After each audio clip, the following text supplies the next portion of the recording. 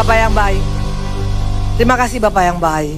Terima kasih Allah kami. Terima kasih Roh Kudus. Kalau pada hari ini, pada malam hari ini kami masih boleh ada sampai hari ini dalam keadaan sehat. Mengangkat tangan, memuji, menyembah Engkau. Melayani Tuhan. Semua karena anugerah Tuhan. Buat jemaat-jemaat yang hadir juga yang masih tetap antusias mencari Engkau. Semua Tuhan perhitungkan.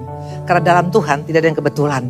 Terima kasih untuk kasih-Mu. Terima kasih untuk kebaikan-Mu. Terima kasih untuk penyertaan-Mu. Terima kasih untuk belas kasihan-Mu. Terima kasih untuk tuntunan-Mu. Terima kasih untuk keselamatan yang Kau berikan dengan cuma-cuma pada kami. Terima kasih untuk mengangkat kami menjadi anak-Mu Tuhan.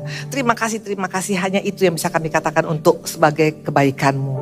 Bapa, sebentar kami akan mendengarkan apa yang menjadi pesan Tuhan melalui mulut bibir hamba-Nya. Aku percaya setiap kami di tempat ini datang bukan secara kebetulan. Sekali lagi Bapak, Kau berkati GSJS Moy, berkati Pastor Andrew dan juga untuk Jess, dan juga untuk anak kami Symphony, berkati juga untuk seluruh keluarga besar, berkati juga untuk WL Singer yang luar biasa, berkati untuk pengerja yang militan, berkati juga untuk jemaat yang begitu antusias. Aku secara pribadi tidak ada yang lebih, semua karena anugerah Tuhan semata-mata. Engkau diagungkan, Engkau dimuliakan, Engkau segala-galanya. Haleluya, amin. Tepuk tangan buat Tuhan Yesus. Silakan duduk semuanya.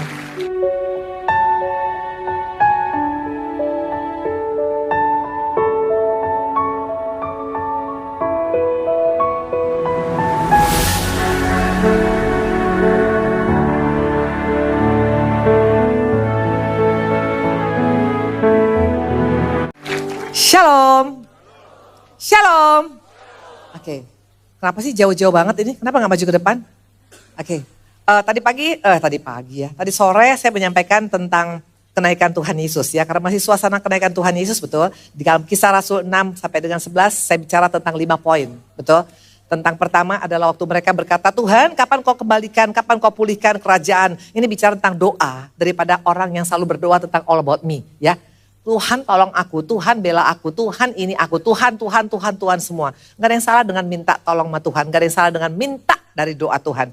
Tapi pertanyaan, sampai kapan kita hanya minta terus? Harusnya kita menjadi orang Kristen yang bukan hanya minta, tapi Kristen yang berkata, Tuhan apa yang bisa kulakukan untuk Engkau, betul? Tadi itu yang pertama. Yang kedua tadi saya katakan juga, Tuhan katakan masalah jawaban Tuhan bukan masalah waktu dan juga masalah cara. Sering kali kita mau ikut campur dalam waktu Tuhan punya cara dan Tuhan punya waktu. Waktu Tuhan gak sama dengan kita, cara Tuhan gak sama dengan kita, itu tadi yang kedua. Dan yang ketiga dikatakan adalah apa? Sering kali kita berkata, aku gak kuat. Kita pasti kuat karena Tuhan beri kita kuasa. Dikatakan aku berikan padamu kuasa, maka engkau akan menjadi saksiku Yerusalem di dunia sampai akhir zaman.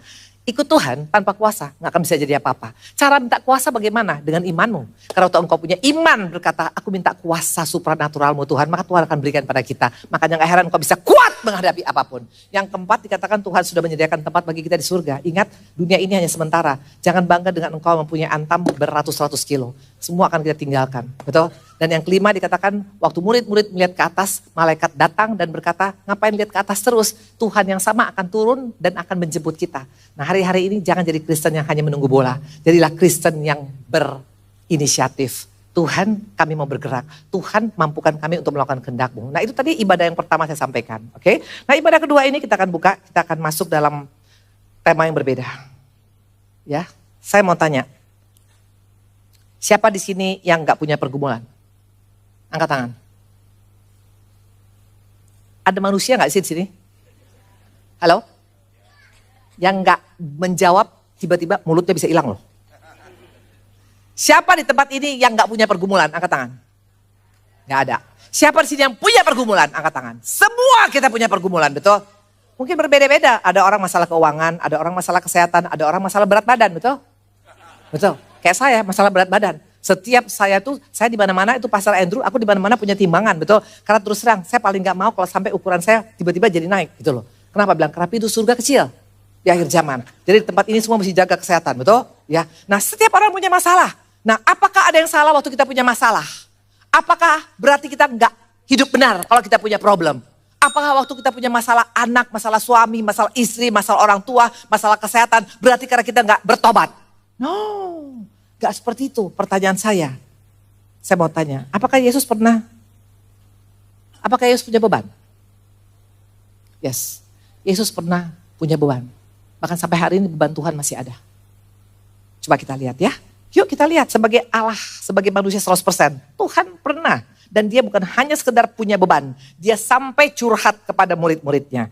Kita buka Markus 14 ayat 34. Supaya di tempat ini waktu engkau punya beban, jangan merasa engkau berdosa, jangan merasa engkau tidak layak, jangan merasa karena Tuhan menghukum. No, gak ada urusan dengan itu. Markus 14 ayat 34 dikatakan, lalu katanya kepada mereka, perhatikan ini yang ngomong adalah siapa? Yesus.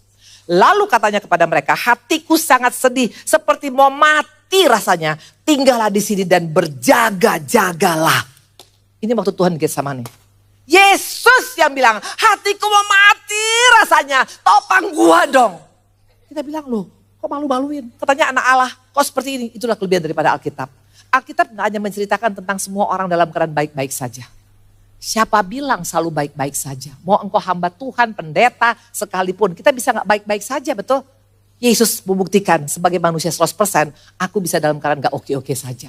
Waktu dia masuk ke Getsemani, dikatakan hatiku seperti mau mati rasanya. Karena dia akan berpisah dengan bapaknya. Dia ada pergumulan dan yang luar biasa, dia curhat kepada murid-muridnya loh. Ini bicara tentang kerendahan hati.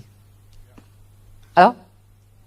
Ada yang salah gak kalau engkau misalnya sekarang minta topang doa? Gak ada yang salah. Apa gak bisa Pastor Andrew juga minta topang doa? Bisa. Waktu suami saya tabrakan. Dan waktu dia dalam keadaan COVID perburukan total. Itu udah total ketutup paru-parunya. Dan juga dia punya tensi, dia punya oksigen tinggal 65. Dia punya batuk darah. Dan dia punya tensi 45. Dan dia punya panas 40. Apakah aku hanya tenang-tenang? Gak mungkin. Aku telepon pendoa saya di Medan. Tolong, topang. Aku udah gak kuat. Gak ada yang salah dengan engkau berkata seperti itu. Yesus katakan, hatiku seperti mau mati rasanya. Makanya jangan jaim sama Tuhan Yesus. Kita adalah anak, bapak-bapak, ibu-ibu. Anak gak pernah jaim sama orang tua. Waktu engkau punya masalah, waktu engkau stres, waktu engkau sedih, it's okay not to be okay. Tinggal kau datang pada Tuhan, jangan salah, jangan datang pada dukun. Kalau kau datang pada orang pintar, belum tentu jaminan. Kau datang pada orang kaya, belum tentu jaminan. Tapi kalau kau datang pada Tuhan, minimal kau diberikan kekuatan. Kita lihat contoh-contoh, tepuk tangan sama Tuhan Yesus. Kita lihat di Alkitab, ini adalah pribadi-pribadi yang luar biasa loh. Mereka pernah mengalami stres luar biasa. Mana buktinya? Buka 1 Raja-Raja 19. Ayat 3 sampai dengan 4. Ini gak main-main, namanya Elia. Elia ini adalah hamba Tuhan yang luar biasa, bukan hamba Tuhan Elia. Tahu ya Elia siapa? Tahu siapa Elia? Di sini ada manusia gak sih? Siapa Elia? Hamba Tuhan luar biasa. Dikatakan waktu dia berdoa, 3,5 tahun tuh hujan gak turun loh. Kalau pawang, paling hanya cuma batas 1 kali 24 jam. Ini 3,5 tahun hujan gak turun, kalau dia gak berdoa untuk turun. Waktu dia berdoa, hujan turun. Waktu itu ada 400 Nabi Baal. Itu Nabi Baal tuh nabi-nabi penyembah berhala. Dia bunuh semuanya dengan perkasanya luar biasa. Pertanyaan, ini bukan hamba Tuhan ecek-ecek. Ini hamba Tuhan yang luar biasa. Urapannya luar biasa. Betul? Tapi apakah dia manusia dewa? Apakah dia gak bisa sedih? Apakah dia gak bisa stres? Siapa bilang? Lihat yuk kita buka 1 Raja-Raja. Dia pernah mengalami hal yang tidak mudah. Dia pernah stres bahkan mau mati rasanya. 1 Raja-Raja 19 ayat 3 sampai dengan 4. Maka takutlah ia. Siapa yang berkata ini? Ini adalah Elia. Maka takutlah ia lalu bangkit dan pergi menyelamatkan nyawanya. Dan setelah sampai ke Beersheba yang termasuk wilayah Yehuda, ia meninggalkan bujangnya di sana. Tapi ia sendiri masuk ke padang gurun sehari perjalanan jauhnya. Lalu duduk di bawah sebuah pohon arar. Kemudian ia ingin mati rasanya. Katanya, cukuplah itu sekarang ya Tuhan. Ambillah nyawaku sebab aku ini tidak lebih baik daripada nenek moyangku. Ini betul, ini fakta. Halo? Makanya kalau engkau berkata, kok bisa anak Tuhan itu down? Kok bisa sekarang hamba Tuhan sekarang stres? Kok bisa hamba Tuhan sekarang nangis? Kok bisa hamba Tuhan bilang, gua lagi beban berat? Halo? Kita manusia biasa. Kalau Yesus saja pernah bilang mau mati rasanya, artinya kita pun bisa mengalami hal yang sama. Ini Elia loh, ini bukan pendeta junior, ini pendeta senior, hamba Tuhan senior, nabi yang luar biasa. Bisa mengalami down. Artinya it's okay waktu engkau punya masalah. Waktu suami saya tabrakan, terlempar 70 meter, kata dokter hanya 7 hari. Apa saya berkata happy? Ye. Mana mungkin. Aku bilang tolong topang. Saya telepon, saya punya pendoa kebetulan ada 100 orang. Itu saya bersyukur. Walaupun saya bukan hamba Tuhan besar, tapi saya punya pendoa banyak. Di Bandung, di Surabaya, di Medan, di Jakarta. Saya telepon mereka. Tolong topang aku gak kuat. Sampai saya panggil pendoa saya dari Medan. Itu 2 orang. Janda biasa, sederhana. Orang sangat sederhana tapi imannya luar biasa. Dia bilang, Ibu Indri kuat, kita topang Pak Ari. Waktu itu kami ambil kamar di sebelah rumah sakit Boromius dan kami di sana berdoa untuk Pak Ari. Pak Ari hanya kata dokter 7 hari umurnya. Karena kelempar 70 meter batang otaknya kena, tidak ada harapan. Tapi lihat waktu engkau saling mendoakan, ada kekuatan yang luar biasa. Makanya Yesus bilang tidak sanggup engkau berjaga-jaga 1 jam saja. Tuhan butuh topangan. Kenapa kita gak butuh topangan? Jangan takut untuk bilang topang gua dong. Tapi nanti apa kata orang Bu Indri? Saya akan pendeta. Saya kan hamba Tuhan. Emang kenapa rupanya? Kalau Yesus saja minta topangan gak jaim, emang siapa kita sampai harus jaim? Amin. It's okay not to be okay. Itu pesan Tuhan hari ini mas setiap kita. Yang kedua siapa? Apa kata dia hanya cuma Elia kebetulan yang punya masalah? No, kita lihat ini. Ini orang jagoannya Tuhan. Tuhan bangga banget mainin orang. Namanya siapa? Ayub. Sampai Tuhan pernah ngomong sama iblis begini. Hei Ayub, iblis, lo lihat kagak tuh? Gue punya orang. Tuhan tuh suka bangga-banggain kita loh. Yang betul-betul kesayangan dia. Maka kita harus jadi orang kesayangan Tuhan. Dia bilang sama iblis, lo lihat tuh. Kagak ada tuh seperti Ayub. Mana tahan sama dia. Terus si iblis bilang apa? Iyalah orang lu berkatin dia semua. Lu pagari semua usaha dia. Lu berkati dia 2 kali lipat. Dan apa yang dikerjakan dia berhasil. Perhatikan baik-baik. Iblis aja tahu loh rencana Tuhan buat kita. Tapi anak Kristen, orang Kristen kadang-kadang gak sadar kita anak Tuhan. Kita tuh dipagari Tuhan. Makanya kau jangan takut dengan apapun. Kalau Tuhan yang membagari dengan darahnya yang kudus. Aman hidup kita. Nah dikatakan tadi Yesus bilang begini, Allah bilang begini, lo lihat tuh si Ayub. Ini orang jagoannya Tuhan, ini nomor 1-nya surga. Pertanyaan, apakah karena dia orang saleh, apakah karena dia orang benar, apakah karena dia orang yang sangat dibanggakan Tuhan, gak bisa punya masalah? Siapa bilang? Waktu usahanya gagal, waktu anaknya mati, waktu penyakitnya banyak. Dia berkata seperti ini, mari kita lihat. Ayub 3, ayat 11 sampai dengan 12. Ini perkataan seorang Ayub. Seorang yang sangat-sangat dibanggakan Tuhan. Mengapa aku tidak mati waktu aku lahir atau binasa waktu aku keluar dari kandungan? Mengapa pangkuan menerima aku? Mengapa ada buah dada sehingga aku dapat menyusu? Jelas dikatakan di sini dia nyesel lahir, bapak-bapak, ibu-ibu. Ini bukan keluar dari orang yang gak tahu kebenaran. Ini orang yang sangat dicintai Tuhan. Tapi bisa keceplos berkata, kenapa aku mesti lahir? Artinya Alkitab ini adalah Alkitab yang sangat murni. Kalau buku-buku yang lain itu hanya yang bagusnya dikasih tahu. Halo, di hadapan Tuhan buku kita apa adanya. Mau engkau pernah jatuh, mau engkau pernah melakukan hal yang tidak baik, sama Tuhan tinggal transparan aja. Karena walaupun engkau tidak transparan, Tuhan tahu masalah kita. Hanya waktu engkau rendah hati, engkau akan datang, Bapak aku udah gak kuat, tolong aku Bapak. Ayub dia mengutuki Allahnya, dia mengutuki kelahirannya. Itu yang kedua. Yang ketiga kita lihat lagi, ini seorang yang sangat cinta Tuhan. Bahkan dia dikatakan 7 kali sehari masuk ke dalam bait Allah, betul. Dia memuji, menyembah. Bahkan dia dikatakan orang yang paling Tuhan berkenan. Apa pernah jatuh? Yuk kita lihat. Mazmur 42 ayat 6. Sama-sama kita baca yuk. Ini perkataan daripada seorang Daud. 1, 2, 3. Mengapa engkau? Ayat ke-6. Ayat ke-6. Mungkin agak maju ke depan.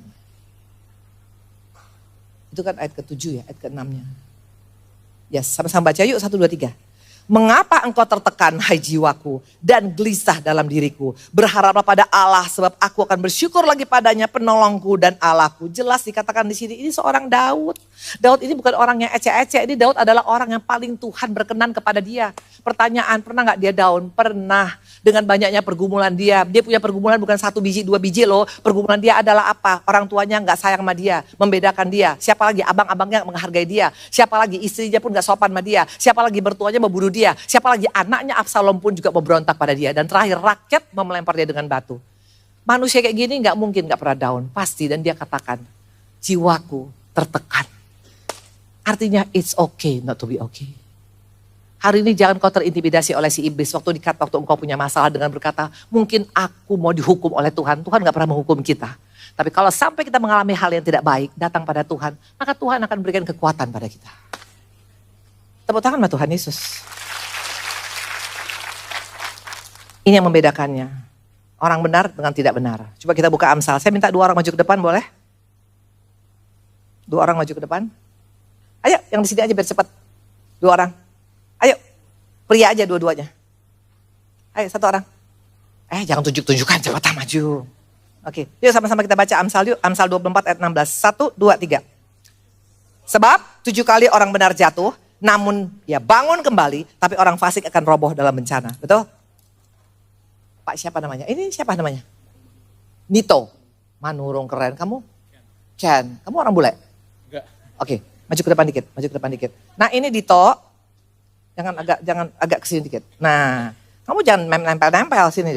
Dito sini. Nah, Ken di situ ya, oke. Ini Dito orang benar, ya. Ini peragaan, oke.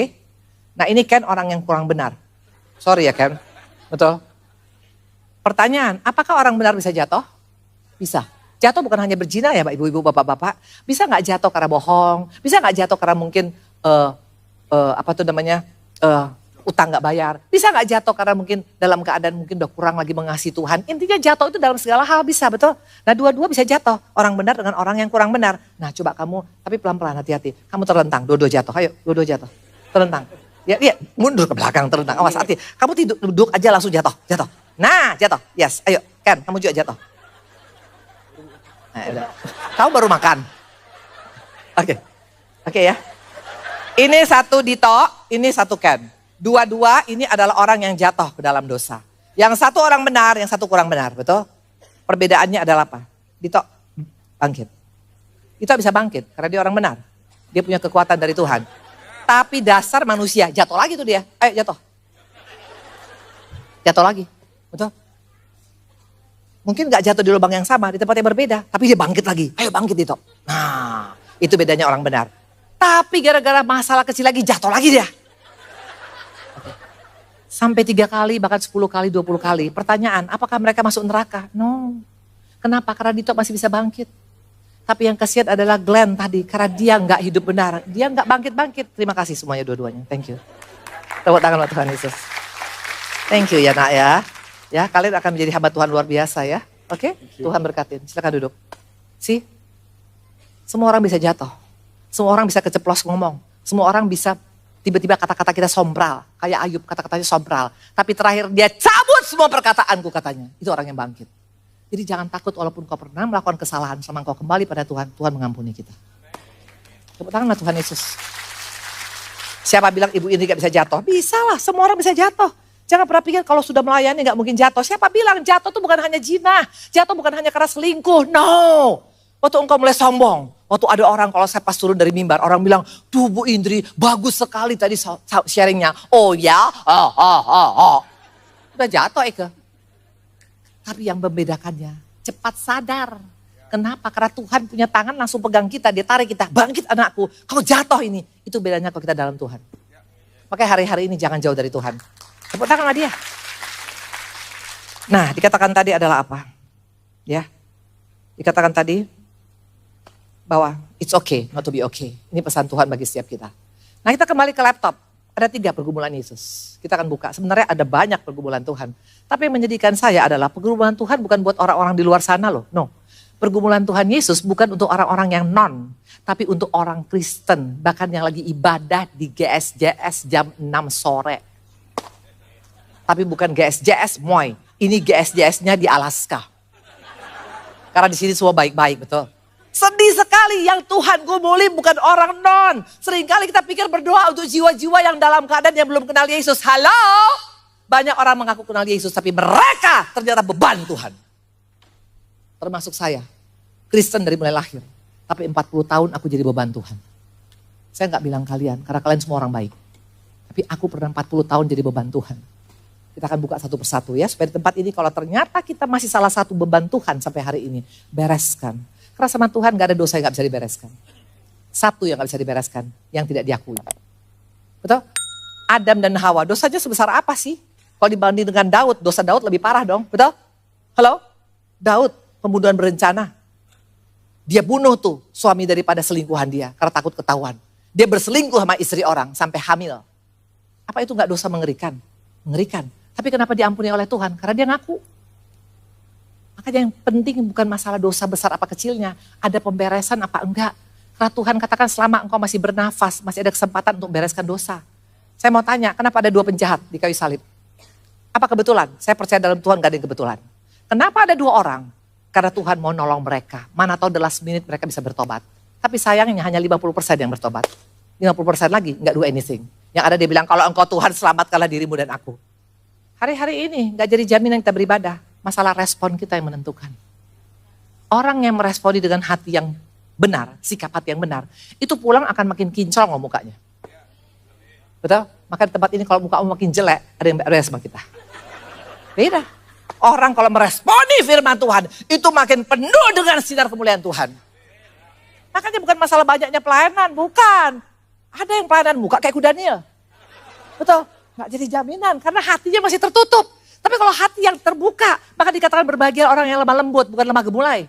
Apa arti lemah lembut? Waktu ditegur oleh Tuhan, dia mau.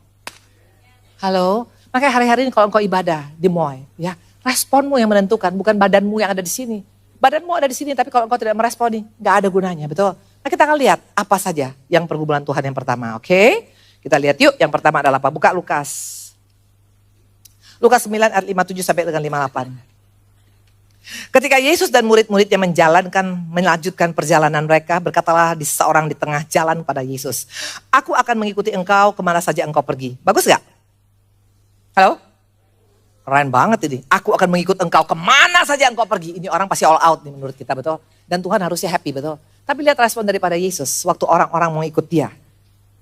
Yesus berkata padanya, serigala mempunyai liang dan burung mempunyai sarang, tapi anak manusia tidak mempunyai tempat untuk meletakkan kepalanya. Pertanyaan saya, kok aneh? Kok gak nyambung? Orang-orang mau ikut Tuhan. Betul? Orang-orang bilang saya mau ikut Tuhan, harusnya kan happy dong Yesus. Yes, oke, let's go, come on. Betul? Tapi kenapa Tuhan bilang serigala mempunyai liang, burung mempunyai sarang, tapi anak manusia gak punya tempat meletakkan kepala? Apa Tuhan kekurangan bantal? Yang paling mahal bantal di dunia ini apa? Bulu angsa, betul? Betul ya? Gak tahu bulu angsa atau bulu kelek, saya gak tahu. Tapi yang pasti itu keren banget. Aku kalau tidur di hotel bintang 5 yang bulu angsa, itu gak bangun-bangun saya 3 hari 3 malam. Saking enaknya, betul? Bukan karena kurang bantal Yesus. Tapi kenapa dia gak bisa meletakkan kepalanya? Karena badannya terpecah-pecah. Kenapa terpecah-pecah? Karena orang Kristen hari-hari ini terpecah-pecah. Termasuk gereja pun terpecah-pecah. Banyak merasa gerejaku lebih bagus daripada gereja yang lain. Halo? Ini bukan milik kita, ini milik Tuhan semuanya. Ada gereja yang kelebihannya di pujian penyembahan. Ada gereja yang kelebihannya di pengajaran. Ada gereja yang kelebihan dalam mengajarkan iman. Ada gereja yang kelebihannya dalam pengajaran. Semua itu baik. Harusnya semua itu bersatu. Tapi ini yang ada saling gontok-gontokan, betul. Tapi saya percaya GSJS gak seperti itu. Tepuk tangan sama Tuhan Yesus. Saya suka GSJS karena semua dirangkul, betul. Tapi yang paling menyedihkan bukan hanya antar gereja, dalam gereja. Mana pengerja GSJS? So, saling gontok-gontokan, maafkan saya ya, saya bukan gosip loh ini fakta. Coba kita buka ayatnya. Yang gontok-gontokan ternyata bukan orang di luar sana, tapi dalam gereja. Mana buktinya kita lihat yuk. Lukas 9 ayat 46 sebagai fakta. Maka timbullah pertengkaran di antara murid-murid Yesus tentang siapakah yang terbesar di antara mereka. Mengerikan. Merasa kalau tanpa aku mana bisa jalan nih gereja. Nggak seperti itu. Kalaupun kita dipakai itu karena anugerah Tuhan. Jangan pernah merasa because of me. No, ini adalah punya Tuhan. Jangan pernah WL merasa kalau gua jadi WL beda loh urapannya. Betul. Orang bisa kursi bisa kebalik-balik. Hello?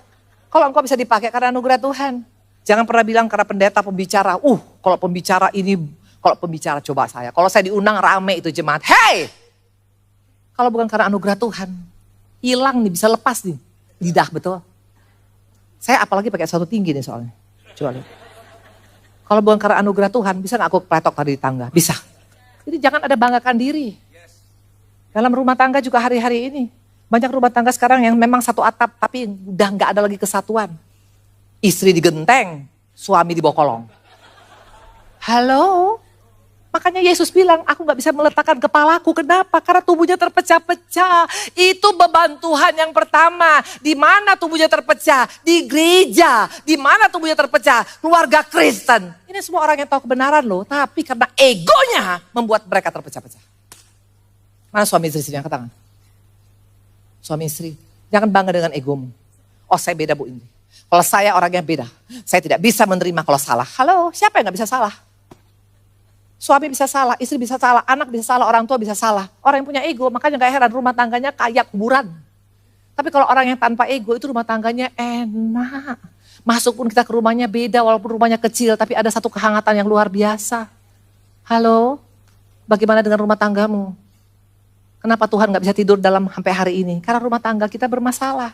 Saya, Pak Ari, 17 tahun rumah tangga kami bermasalah. Tuhan gak tidur gara-gara rumah tangga kami. Pak Ari yang digenteng, saya dibawa kolong. Tapi sekarang saya percaya Tuhan bisa ngorok di rumahku.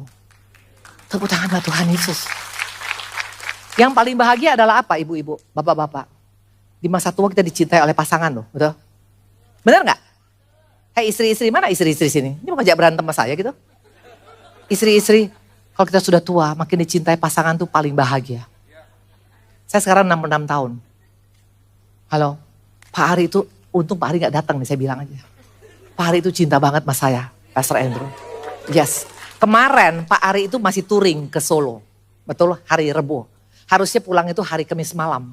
Tapi karena tahu saya mau pelayanan kenaikan Tuhan Yesus. Itu berangkat dari Solo pakai kereta api. Jam 12 sampai jam 8. Langsung habis mandi ketemu sama aku. Karena dia kangen banget sama aku. Halo, kalau aku gak minum madu, itu dikejar-kejar. Kalau aku gak minum vitamin, kejar-kejar. Kejar-kejar meja. Minum, gak mau aku bilang begitu. Kalau dulu, boro-boro. Aku jadi janda 17 tahun, kemana-mana sendirian. Karena Pak Ari lagi ada di diskotik, di karaoke, di meja, di tempat teman-temannya, di tempat pacarnya. Tuhan Yesus gak bisa tidur, gara-gara kelakuan suami istri seperti kami. Tapi sekarang Tuhan bisa nyaman di rumah kami. Karena dia lihat ada anggur manis di sana. Hari-hari ini bagaimana dengan kita? Jangan dong bikin beban sama Yesus, please dong. Suami istri pandang pasanganmu. Ayo, pandang pasanganmu. Peluk dia. Peluk. Please. Jangan udah mati baru nangis. Tuhan, kenapa kau ambil pasanganku? Saya paling kesel tuh sama orang-orang seperti itu. Waktu suaminya masih hidup, istrinya masih hidup, gak pernah diurus. Udah meninggal baru nangis-nangis. Sorry to say, nol di mata Tuhan. Hari ini ayo, harusnya kau berkata, saya beruntung punya pasangan seperti ini. Maka aku bilang Tuhan, aku setiap hari berdoa sama Tuhan. Tuhan terima kasih aku punya suami yang sangat sayang sama aku. Pak Ali juga begitu, terima kasih Tuhan aku punya istri yang sangat sabar sama aku. Itu luar biasa. Amin. Pulang dari tempat ini istri-istri, bukan masalah harus mahal loh. Makanlah di bawah pohon beringin, gak ada masalah. Yang penting kalau ada kesehatan itu luar biasa, tepuk tangan sama Tuhan Yesus. Orang Kristen gak sehati. Sementara si jahat makin solid. Mana buktinya? Buka Lukas. Lukas 11 ayat 26. Makanya gak heran kita bisa kalah. Lihat sekarang kekristenan makin mundur. Lihat sekarang kekristenan. Bukan masalah jumlah ya. Masalah kualitasnya semakin turun. Kenapa bilang? Lalu ia keluar dan mengajak 7 roh lain yang lebih jahat daripadanya. Dan mereka masuk dan berdiam di situ. Maka akhirnya keadaan orang itu lebih buruk daripada keadaannya semula. Perhatikan baik-baik. Iblis tahu rahasia kesatuan. Dia bawa 7 generalnya loh. Orang Kristen malah terpecah belah. Jangan mimpi. Waktu aku sama Pak Ari dulu bersatu, doa kami satu pun gak didengar oleh Tuhan. Satu pun gak didengar. Tapi sudah ada kesatuan antara saya dengan Pak Ari, ada kerukunan, ada saling menghargai, ada saling mengasihi, saling mencintai. Minta apa aja sekarang, belum minta tuh udah kasih loh. Tuhan sama Tuhan Yesus. Makanya yang rugi siapa? Makanya iblis gak takut engkau beribadah di tempat ini. Selama engkau tidak ada kesatuan, nol. Gak akan dapat apa-apa. Itu yang pertama, oke? Masalah ego, ya. Oke? Coba kita buka, sejak dari dulu, dari dunia diciptakan, Tuhan sudah mengajarkan tentang kesatuan. Buka Kejadian 1 ayat 28. Berfirmanlah Allah, baiklah apa? Baiklah apa? Baiklah kita menjadikan manusia menurut gambar dan rupa apa? Kita. Supaya mereka berkuasa atas ikan-ikan di laut dan burung-burung di udara, atas ternak, atas segala huru bumi, atas segala binatang melata yang merayap. Kalimat pertama, Tuhan mau kasih tahu, kalau ada kesatuan bisa ada kuasa yang luar biasa. Jadi jangan mimpi engkau bisa mengalami kuasa luar biasa. Kalau engkau tidak bisa bersatu, mungkin engkau sudah tidak punya pasangan, engkau dengan orang tua. Engkau mungkin tidak punya pasangan, engkau dengan anakmu. Intinya kesatuan itu powerful. Gereja yang bersatu akan beda. Bukan harus musim yang wah, tapi ada kesatuan itu ada powerful, betul? Yuk kita buka yang kedua. Ingat tentang firman yang mengatakan ladang sudah menguning, betul? Saya mau tanya, menurut kita, ladang sudah menguning ini apa? Coba. Halo, ladang sudah menguning ini apa ibu-ibu, bapak-bapak? Apa? Apa ladang sudah menguning? Apa? Apa ladang sudah menguning itu apa? Jiwa. Jiwa yang mana? Ya, jiwa yang mana yang siap dituai? jiwa yang matang. Bertobatlah engkau. Ladang sudah menguning, betul, ladang sudah menguning. Tapi dikatakan tadi adalah apa ya? Ini bicara tentang apa? Ladang sudah menguning, ini bicara tentang apa? Di akhir zaman ini banyak orang yang mengalami sakit jiwa. Stres, parno, curiga, depresi. Bahkan kalau tidur harus minum obat tidur. Itu orang yang jiwanya sakit. Itu yang dibilang ladang sudah menguning. Tinggal bagian kita bagaimana untuk menolong mereka. Ladang sudah menguning bukan orang yang tidak tahu kebenaran. Tapi siapa? Bisa dia suami kita, bisa istri kita, bisa anak kita, bisa orang tua kita, bisa teman pelayanan kita. Yang jiwanya sakit.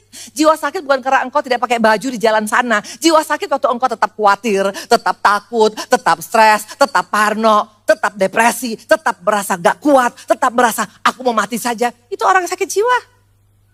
Itu yang perlu kita tolong. Tapi hari-hari ini memang betul, maka Tuhan katakan apa? Coba lihat, ini adalah doa daripada Yesus. Coba kita lihat doa daripada Yesus, Matius 9 ayat 36 sampai dengan 37. Melihat orang banyak itu tergeraklah hati Yesus oleh belas kasihan pada mereka. Karena mereka telah dan terlantar seperti domba yang tidak bergembala. Maka katanya kepada murid-muridnya, tuaian memang banyak, tapi pengerja sedikit. Karena itu mintalah pada Tuhan yang empunya tuaian supaya ia mengirimkan pengerja untuk tuaian. Apa Tuhan kurang pengerja di surga? Apa Tuhan kurang WA? Apa Tuhan kurang pembicara? Apa Tuhan kurang singer? Apa Tuhan kurang pemusik? No, maksud Tuhan pengerja yang diminta dari Bapa adalah pengerja yang punya hati. Gak ada gunanya engkau sebagai pengerja tanpa hati. Kekristenan bicara tentang heart, tentang love, tentang cinta. Tempat ini kalau kita melayani tanpa cinta, gak akan jadi apa-apa.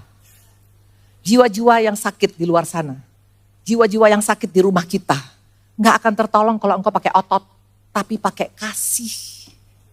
Waktu suamimu dalam keadaan masih main perempuan, itu kan dia sakit jiwanya.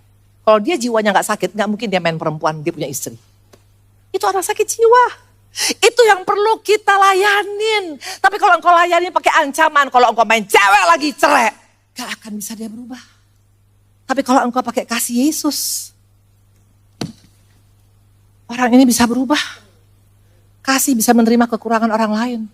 Kasih bisa menerima kelebihan orang lain. Kasih bisa memberikan pengampunan. Kasih bisa memberikan kesempatan. Itu yang Tuhan inginkan di akhir zaman ini. Hari-hari ini orang Kristen kehilangan kasih. Mana buktinya? Ayo kita lihat. Makanya banyak orang Kristen robot hari-hari ini. Mana buktinya? Ayo kita lihat. Matius 24 ayat 12. Dan karena makin bertambahnya kedurhakaan, maka kasih kebanyakan orang akan menjadi dingin. Jelas dikatakan. Makanya Tuhan bilang, minta pengerja. Gak bisa suamimu berubah, istrimu berubah, anakmu berubah pakai otot. Kagak bisa, tapi pakai kasih. Makanya hari-hari ini orang Kristen banyak seperti ini ibadah. Nih, apa nih? Robot. Memang melayanin, tapi tanpa kasih. Kalau orang mengasihi dalam pelayanan itu Yesus.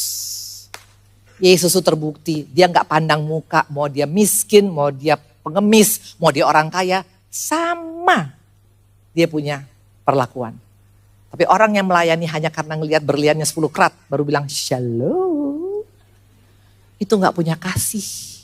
Waktu suamimu PHK, waktu suamimu dalam keadaan sudah stroke, masih gak engkau berkata, Papa, kami cinta sama engkau, atau kapan ini mati nih orang? Waktu kau melayani hanya sekedar syarat, gak jadi apa-apa. Waktu kau melayani pakai kasih, walaupun kau sederhana, itu powernya luar biasa. Saya waktu terima Pak Ari, kalau semua keluarga saya bilang, perkawinan kami hanya cuma sebentar, gak akan tahan lama. Tapi kenapa akhirnya suami saya bisa bertobat? Waktu kita pakai kasih, engkau bisa menerima pasanganmu apa adanya. Waktu engkau belajar untuk bisa mendengar, waktu engkau belajar untuk bisa mengertikan, akan beda loh. Saya bersyukur punya Tuhan Yesus yang baik memberikan aku kesempatan menjadi istri yang boleh sabar. Bukan karena aku punya Yesus yang luar biasa. Hari-hari ini ayo, pergumulan Tuhan yang kedua adalah apa? Dunia sekarang kekurangan kasih. Maka sampai Tuhan ngomong ini, gak main-main loh ini ayatnya. Tuhan jarang ngomong ini. Yuk kita buka yuk Wahyu 3:16, sama-sama kita baca yuk. 1, 2, 3. Wahyu 3:16. 1, 2, 3. Jadi karena engkau suam-suam kuku, tidak dingin atau panas, aku akan apa? Memuntahkan engkau dari mulutku. Kenapa sampai Tuhan memuntahkan? Tuhan gak muntahkan sekarang itu orang pezina. Tuhan gak muntahkan sekarang orang pemungut cukai. Tuhan gak muntahkan sekarang orang pembunuh. No. Kenapa Tuhan muntahkan? Ini dikatakan. Karena waktu kita tanpa kasih, Tuhan bilang, "Wah." Karena Yesus adalah kasih. Berani kita ngomong pengikut Yesus tapi tanpa kasih? Tidak mungkin. Halo? Masihkah kasih ada sama kita? Kasih itu lemah lembut. Kasih itu murah hati. Kasih itu panjang sabar. Kasih itu maafkan. Kita lihat tentang kasih, semuanya all about love. Tapi hari-hari ini orang Kristen sudah kehilangan kasih. Memang masih ke gereja, tapi udah kayak ini nih, kayak robot. Nih.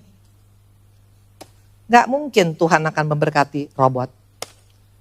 Anak saya baru pulang dari Shanghai, dia bilang, "Mah, semua di sana pakai robot, Mah. Saya pesan anduk, robot yang datang kasih anduk." Betul. Robot bisa melakukan semua, tapi dia gak bisa melakukannya dengan kasih. Itu yang membedakannya. Nah, kalau engkau mau praktekkan untuk bisa mengalami perkara besar dalam Tuhan, praktekkan kasih Yesus dalam hidup kita. Bu Indri, saya sudah kurang kasih, minta kasih itu kepada dia. Karena sumber kasih adalah Yesus. Dunia gak punya kasih. Dunia semuanya pakai, gue dapat apa? Tapi Yesus kasihnya tanpa syarat, minta sama sumbernya. Amin. Nah, kalau engkau belum bisa mengampunin, jangan pernah bilang ya beda Bu Indri. Enggak, kalau engkau pakai praktek kasih Yesus, engkau pasti bisa mengampunin. Kemarin saya baru dapat surat coklat, 3 minggu yang lalu. Surat coklatnya mengatakan bahwa ponakan saya kandung melaporkan saya ke polisi dengan mengatakan saya mencuri aset yang dikasih orang tua saya 38 tahun yang lalu. Bayangkan, ponakan sendiri. Dan waktu itu diberikan pada kami semuanya, semua tahu. Tapi tiba-tiba dilapor ke polisi, ke Polda Jabar. Kalau saya gak punya kasih, mungkin akan aku balas. Tapi waktu engkau punya kasih, kau akan bisa begini. Tuhan, ampunin ponakan saya Tuhan. Tolong Bapak dia, Bapak berkati dia Tuhan. Bisa, bisa. Kalau engkau punya kasih Yesus. Tepuk tangan sama Tuhan Yesus.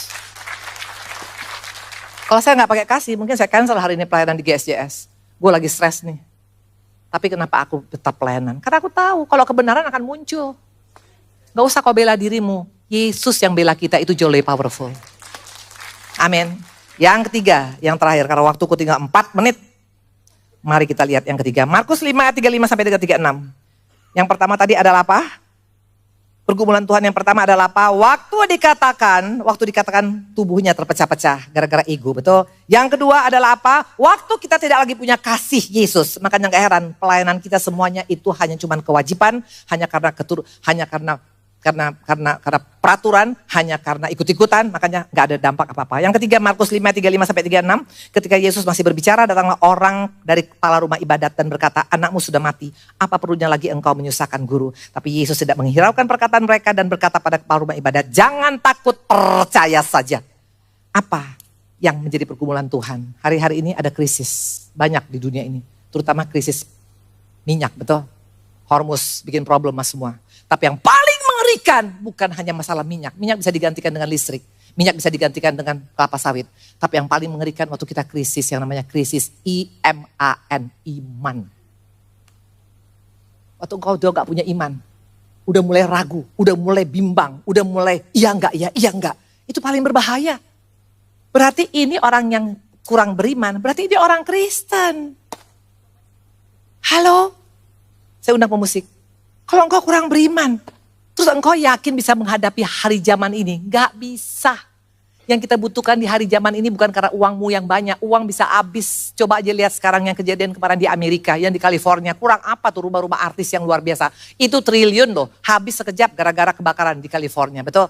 Tapi kalau kita kehilangan iman, kita tidak akan bisa bertahan hari-hari ini.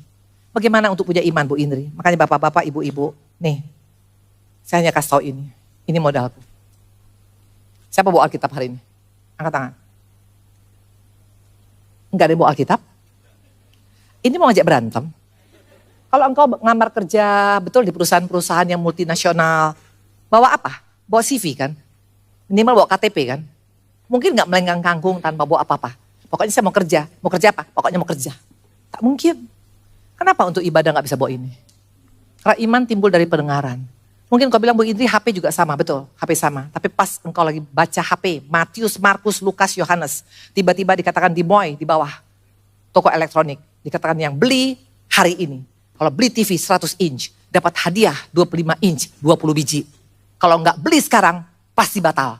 Itu semua lupa Matius, Markus, Lukas, Yohanes, betul. Langsung semua turun ke Moy untuk membelikan TV tadi, betul. Alah Bu Indri, kan nanti baca Alkitab bisa kapan-kapan lagi. Tapi TV-nya ini tanggung. Iblis jago, distractionnya jago, gak kelihatan tapi menghancurkan hidup kita. Kalau engkau mau punya iman, banyak renungkan ini. Ini modal kita. Kenapa saya bisa bertahan sampai hari ini? Saya punya goncangan gak main-main loh. Kalau saya cerita sama kalian bisa pingsan-pingsan. Sampai hari ini saya masih banyak punya tantangan, punya problem, badainya gak main-main. Tapi kenapa aku bisa kuat? Karena aku pegang ini. Kau tanya sekarang pakar ekonomi gak jadi jaminan. Purbaya juga pusing sekarang. Apalagi Mayer Teddy, betul? Lebih pusing lagi. Tapi kalau Yesus kita gak pernah pusing. Tuhan memberkatin. Semua diberkatin. Jadilah pribadi yang jangan menyusahkan Tuhan. Cukup dong Yesus mati di kayu salib, betul? Dia disalibkan seperti ini. Coba ini penghinaan kurang apa? Biasanya orang kalau dipakein mahkota itu bicara tentang satu penghargaan, betul? Kalau kita tahu mahkota daripada Ratu Elizabeth itu harganya triliun. Ini dikasih mahkota duri. Menghina Tuhan kita. Kadang-kala engkau ikut Tuhan juga. Kadang-kadang orang menghina kita. Gak nganggap kita. Ini apa? Saya bikin spesial nih cambuk. Yesus dicambuk, betul? Pom! Kadang-kadang kau mengalami hal yang tidak mudah. Itulah memang agenda Tuhan. Tapi kalau engkau punya iman, siapa takut? Hanya ada dua iman. Iman yang besar bisa memindahkan gunung ke laut. Tapi iman yang benar adalah iman walaupun gunungnya gak pindah. Sekali Yesus tetap Yesus. Tuhan memberkati. Terima kasih. Diberkati semuanya. Amin. Terima kasih Tuhan Yesus yang baik.